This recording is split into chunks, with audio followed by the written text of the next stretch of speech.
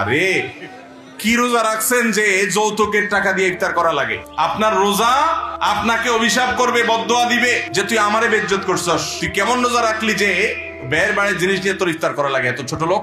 আমি গত বছর না তার আগের বছর জানো আপনাদের সিলেট শহরে এক মসজিদে আলোচনার সময় বলছিলাম, এরকম প্রশ্ন দিয়েছে একজন যে মেয়ের বাবা, তার আর্থিক সঙ্গতি নাই, তারপরেও আপনার মেয়ের শান্তির জন্য, মেয়ের সুখের জন্য মেয়ের শ্বশুর বাড়িতে ইফতার দিতে হবে।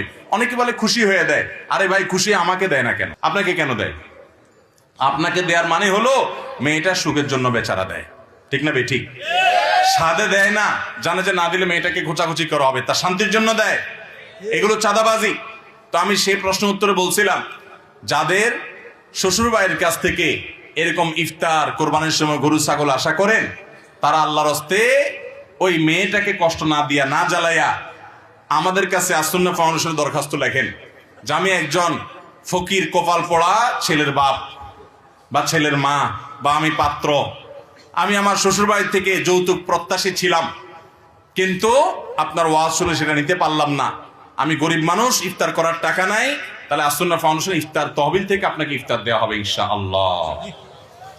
এই ওয়াদা করার পর ফেসবুকে গত বছর বোধহয় আমরা বলেছিলাম কোরবানি উপলক্ষে যারা শ্বশুরবাড়ি থেকে এগুলো আশা করেন তারা আসুন্নাহ ফাউন্ডেশনে দরখাস্ত করেন। এক লোক ঠিকই আমাদের অফিসে ফোন করছে, অফিসে ফোন করে বলে যে হ্যাঁ হুজুর বলছিল, তো এখন আমি তো এটা দাবি করি। তো আমাদের অফিস থেকে তারা বললো যে ঠিক আছে, আপনার জন্য আমরা অবশ্যই কোরবানি গরু ছাগলের ব্যবস্থা করে দিব, তবে সেই সাথে আমাদের ফাউন্ডেশনের দায়িত্ব হিসাবে আমরা নামটাও কিন্তু প্রকাশ করব, যে একজন গরিব মানুষ শ্বশুরবাড়ির কাছ থেকে যৌতুক নিতে চাইছিলেন, আমরা তাকে যৌতুক শ্বশুরবাড়ি থেকে না যেন নেয়, আমরা তাকে দিয়ে দিলাম, এটা কিন্তু আমরা প্রকাশ করব। তখন বলছে ভিক্ষা থাক কুত্তা ঠেকাও, আর দরকার নেই। তো ভাইরা আমার, এই সমস্ত যৌতুক আমরা এগুলোকে ঝাঁটা দিয়ে বিদায় করবো তো ইনশাআল্লাহ। খবরদার মেয়ের বাবার বাড়ি থেকে এগুলো আশা করবেন না।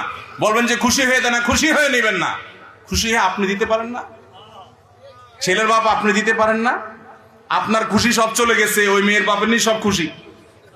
বোঝা গেল এগুলো সবগুলো নীরব চাঁদাবাজি। এগুলোর বিরুদ্ধে আমাদেরকে সংগ্রাম করতে হবে ইনশাআল্লাহ। মেয়ের বাপকে বরং উল্টা আরো হাদিয়া দিবেন, বাতাস করবেন বসে বসে। আল্লাহ আমাদেরকে তৌফিক দান করুন।